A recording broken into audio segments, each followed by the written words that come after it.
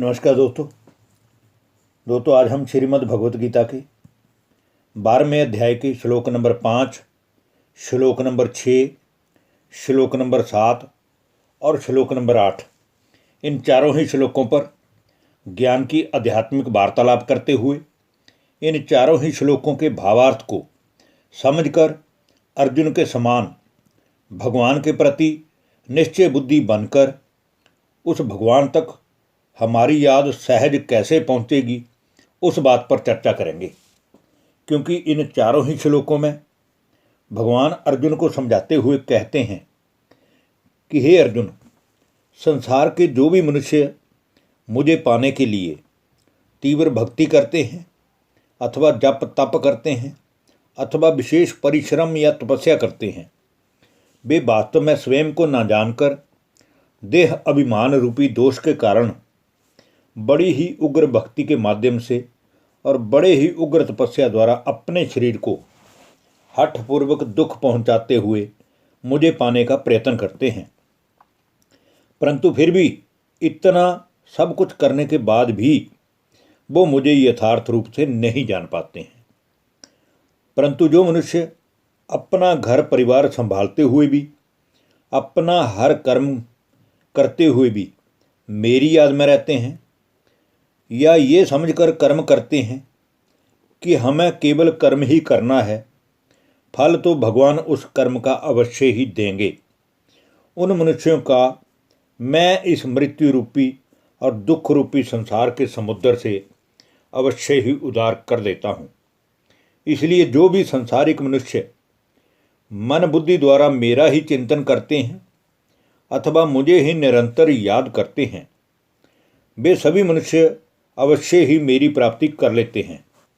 तो आइए दोस्तों, अब हम बात करते हैं श्रीमद् भगवत गीता के 12वें अध्याय के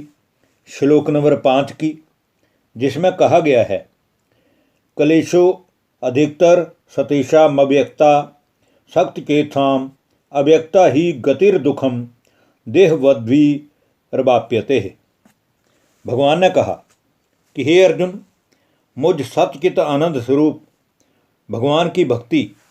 व याचना में आसक्त बुद्धि वाले मनुष्यों के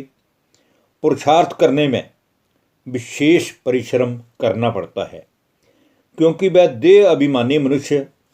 जब तक स्वयं की ही आत्मिक पहचान नहीं कर पाते, तब तक मुझ अव्यक्त और अजन्मा ईश्वर की भक्ति करते वक्त भी वह अनेकों दुख और कष्ट सहन करते रहते हैं। अब हम दोस्तों बात करेंगे श्रीमद् भगवत गीता के अध्याय नंबर 12 के श्लोक नंबर 6 की, जिसमें कहा गया है ये तु सर्वाणि कर्माणि मयि सन्न्यस्य मत्पराः अनन्यनैव योगेन माम ध्यायन्त उपासते। भगवान कहते हैं कि हे अर्जुन, जो भी मनुष्य मुझ सर्वगुण व सर्वशक्तियों के सागर परम पिता परमेश्वर को अविनाशी समझकर मेरे ही परायण होकर अपने समस्त कर्म मुझ में अर्पण करते हुए करने योग्य कर्म करते हैं व अनन्य चित्त होकर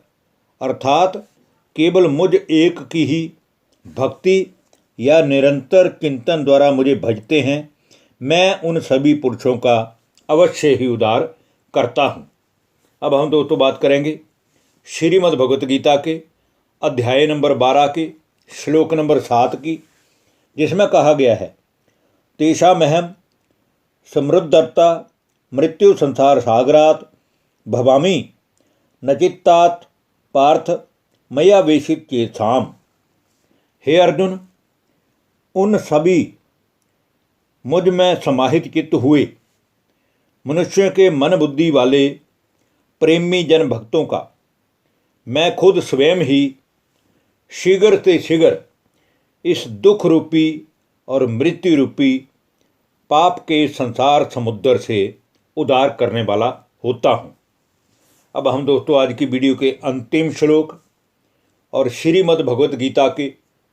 अध्याय नंबर 12 के श्लोक नंबर 8 पर चर्चा करेंगे,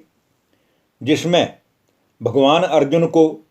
अपने मन बुद्धि के बारे में निर्देश देते हुए कह रहे हैं, मय्येव मन आधत्स्व मयि बुद्धिम निवेश्य है निवश्यसी मय्येव अत ऊर्ध्वम ना संशय है। इसलिए हे अर्जुन, तू हर समय में अपने मन को, अपनी बुद्धि को मुझ में लगा,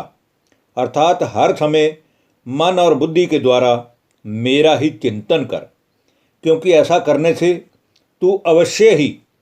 मेरी सर्वगुण शक्तियों की प्राप्ति सहज ही कर लेगा। इस बात में जरा भी संशय नहीं है। तो दोस्तों, आज के इन 4 श्लोकों में हमने ये जाना है कि भगवान को याद करने के लिए भगवान की यथार्थ पहचान होना बड़ी जरूरी है। बाकी जब हम स्वयं को पहचान लेते हैं तो हमारी मन बुद्धि स्वतः ही ईश्वर पिता परमात्मा से जुड़ जाती है। धन्यवाद। नमस्कार दोस्तों।